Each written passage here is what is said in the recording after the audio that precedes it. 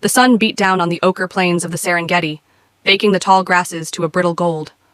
Leo, a lion whose mane was the color of a sunset, and whose roar could shake the acacia trees, considered himself the undisputed ruler of this domain. He possessed brute strength, a fearsome growl, and a confidence that bordered on arrogance. But even the mightiest king can be outwitted, a lesson Leo was about to learn from a creature often dismissed as insignificant, a fox named Faelan. Faelan was small, his fur the color of dry leaves, and his eyes sharp and intelligent. He survived not through force, but through cunning. He knew the whispers of the wind, the secret trails through the thorny bushes, and most importantly, he understood the predictable nature of creatures driven by instinct. One particularly sweltering afternoon, Leo, his belly rumbling like distant thunder, stalked through the savannah, his gaze fixed on a herd of skittish gazelles. Faelan, hidden in a thicket of acacia, watched with keen interest. He wasn't strong enough to challenge Leo for prey, but he was always looking for opportunities. Leo, in his typical fashion, charged headlong at the gazelles. They scattered like leaves in a whirlwind, and the lion, despite his powerful burst of speed, only managed to snap at empty air. He let out a frustrated roar that echoed across the plains, alerting every creature for miles. Faelan, observing the failed hunt, noticed something. The gazelles, panicked, had bolted towards the treacherous mudflats, a patch of seemingly solid ground that could swallow the unwary whole. Leo, in his rage, hadn't noticed their direction. An idea sparked in Faelan's clever mind. He trotted out of the thicket, making sure Leo spotted him. He then began to yip and bark excitedly, running in the opposite direction of the mudflats, towards a rocky outcrop that held nothing but sun-bleached bones. Leo, still fuming from his failed hunt, noticed the fox's unusual behavior. "What's that scrawny creature so excited about?" he grumbled to himself. Pride and a touch of boredom nudged him to investigate. He assumed the fox had stumbled upon some insignificant morsel. Faelan kept up his frantic display, occasionally glancing back to ensure the lion was following.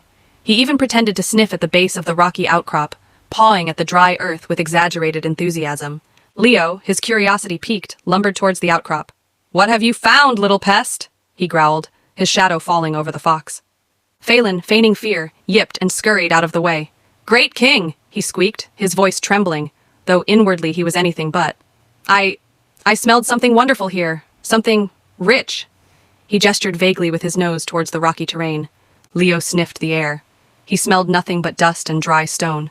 But the fox's convincing performance, combined with Leo's own arrogance, he couldn't believe a creature would dare try to trick him, sowed a seed of doubt. Perhaps the heat was playing tricks on his senses. "Show me," Leo demanded, his eyes narrowed. Faelan, with a show of reluctance, led the lion around the outcrop. As they circled, the scent of the gazelles, now faint but carried by a slight breeze, drifted towards Leo. His ears twitched. "Ah!" Leo exclaimed, his frustration momentarily forgotten. "I smell them! They must have gone this way." He had completely forgotten his earlier observation of their panicked flight towards the mudflats. The fox's diversion had worked perfectly.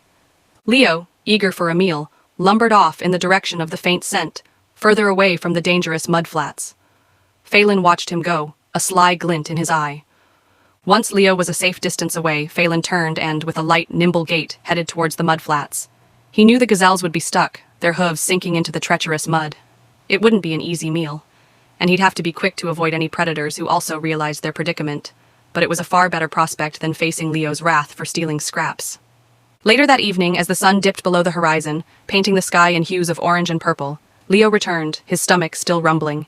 He had followed the faint scent for miles, only to find nothing. He roared in anger, the sound echoing across the empty plains. Faelan, from the safety of his burrow, heard the frustrated roar. A small smile touched his lips. He hadn't gotten a lion's share of the gazelles, but he had eaten well.